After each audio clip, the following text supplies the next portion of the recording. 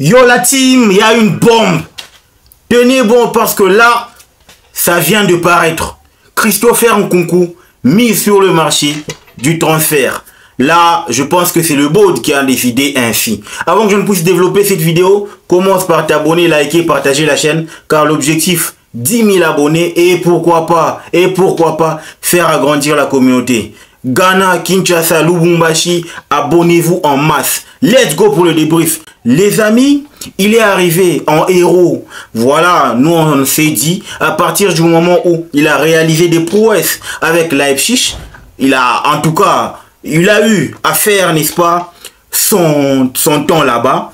Christopher Nkunku, il est arrivé avec le vent en poupe parce que lui, il est arrivé avec une blessure. Pour nous, on s'était dit que voilà, il va récupérer et il va s'adapter à la première ligue. Il n'est pas arrivé en étant blessé, non, non. Il est arrivé, il ne s'est pas adapté, mais malheureusement, il a rechuté à cause d'une blessure. C'est pour ça qu'aujourd'hui, après 2 ans de galère, parce que oui, il a été coaché par Graham Potter, il a été coaché par Pochettino, ainsi que notre ami Enzo Maresca. Non, je pense que c'est pas Graham Potter, mais c'est Pochettino. Mais ce matin, étant donné qu'on est en plein mercato, j'étais en train de me demander quel était le scoop de la journée. Jusqu'à ce que je tombe sur, en tout cas, l'article paru sur le mur du très célèbre Fabrizio Romano qui dit "There is a chance for Nkunku to leave if he asks to play more and explore more options." Donc, il y a une chance pour que Nkunku puisse partir s'il demandait de jouer plus et d'explorer d'autres options. Ok?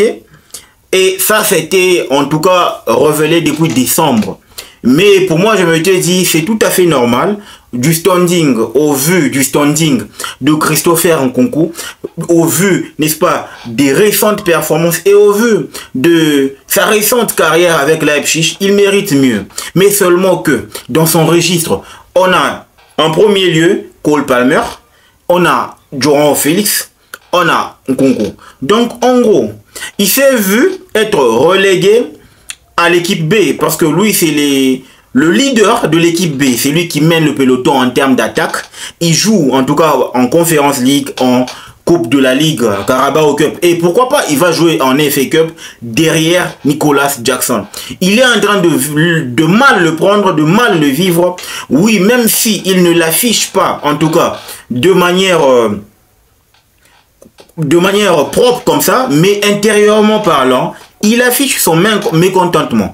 Et c'est ce qui a poussé le board de Chelsea d'émettre une condition. Donc ça dépend de Christopher Nkunku. Soit il décide en tout cas de se contenter de ce qu'il est en train de gagner en termes de minutes aujourd'hui, soit il explore d'autres options pour partir. Et il y en a deux. Actuellement, c'est le Bayern et l'Atlético de Madrid. C'est pas encore officiel, mais seulement que aujourd'hui, ça vient de tomber.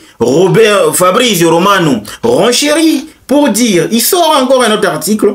Un autre article, il dit, voilà, il sort un autre article aujourd'hui, il dit, update, according to Telegraph, selon le très célèbre Télégraphe, Chelsea est ouvert à la vente de Christopher Nkunku si encore il demandait à ce qu'il puisse jouer beaucoup de games ou encore à ce qu'il puisse être régulier en termes, n'est-ce pas, de temps de jeu. Parce que là, on est en train de cheminer droit vers les grosses compétitions en termes des nations. Donc, en gros, il aimerait être dans un registre où il joue, en tout cas, à temps plein.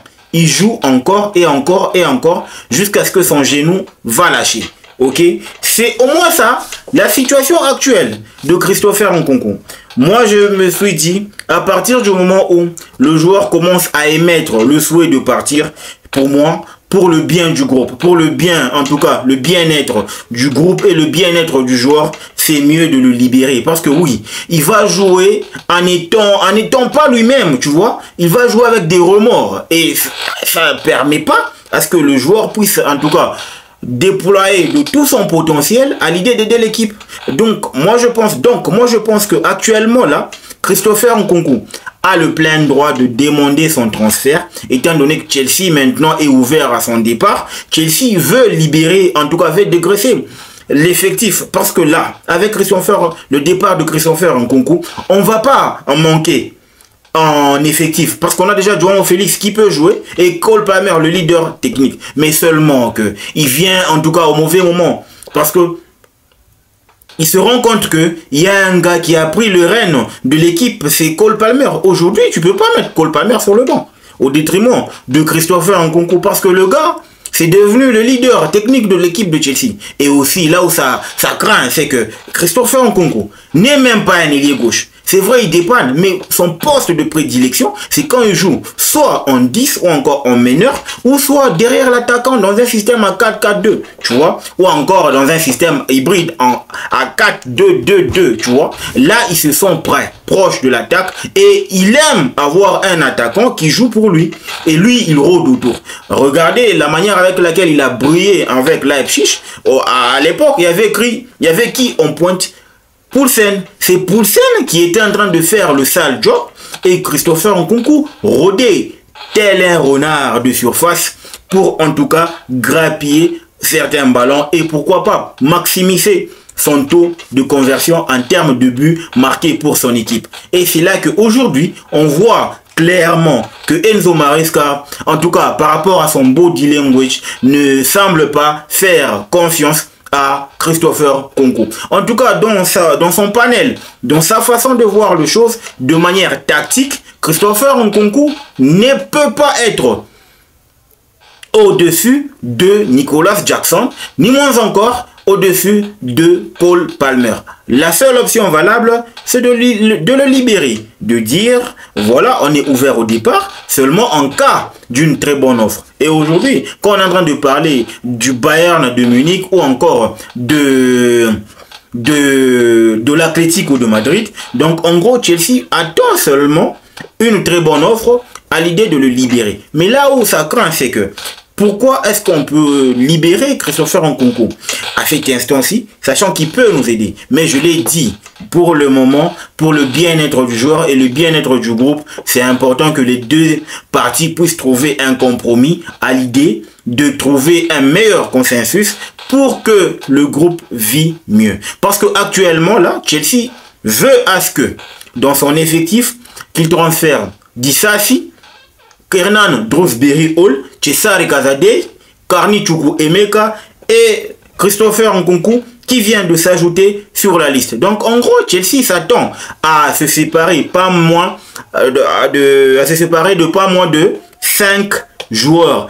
Et aujourd'hui, c'est en tout cas ce qui est comme étant scoop de la journée, scoop de la soirée, parce que Christopher Nkunku, c'est un gros poisson.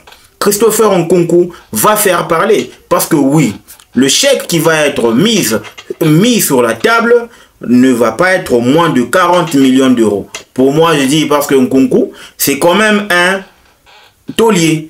Moi, en tout cas, j'en veux tellement à son genou, parce que son genou a lâché pendant plus de 4 mois, voilà, si je ne m'abuse. C'est ce qui l'a éloigné du terrain et il a eu du mal à prendre le rythme de la Barclays English Premier League. Et c'est là qu'en tout cas, il s'est retrouvé au moment où on était en train de faire confiance à un bambin, Cole Palmer. Et en tout cas, c'est là que... Mais moi, je pense que si jamais Chelsea ne parvenait pas à acheter Christopher Nkunku, je pense qu'il est du ressort de Enzo Maresca de pouvoir tenter les deux. Parce que vous savez que ces derniers temps, à partir du moment où les équipes musellent de fort belle manière Cole Palmer, c'est compliqué. Chelsea ne joue plus.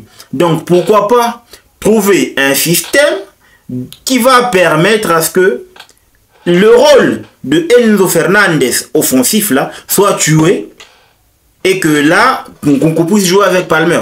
Parce qu'au moins ça pourrait nous permettre de pas vandaliser les occasions. Vous savez très bien que là devant il y a un monsieur qui est tout seul. Mais si jamais il y a un Nkunku qui rôde dans la surface autour de lui et Palmer qui est là, donc en gros 2 créateurs, je pense que ça aiderait à l'équipe de pouvoir maximiser ses chances, de pouvoir convertir en tout cas ses occasions.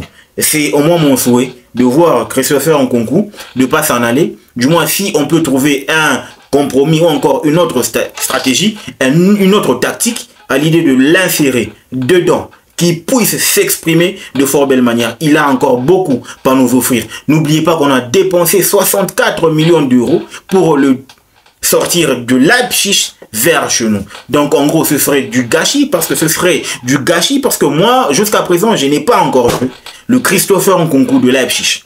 Mais les amis, je dois vous avouer une chose. Vous savez que je commence à mettre un doute sur les joueurs qui proviennent directement de la Bundesliga. Je pense qu'il y a vraiment un décalage en termes de niveau. Oui, parce que Kai Havertz,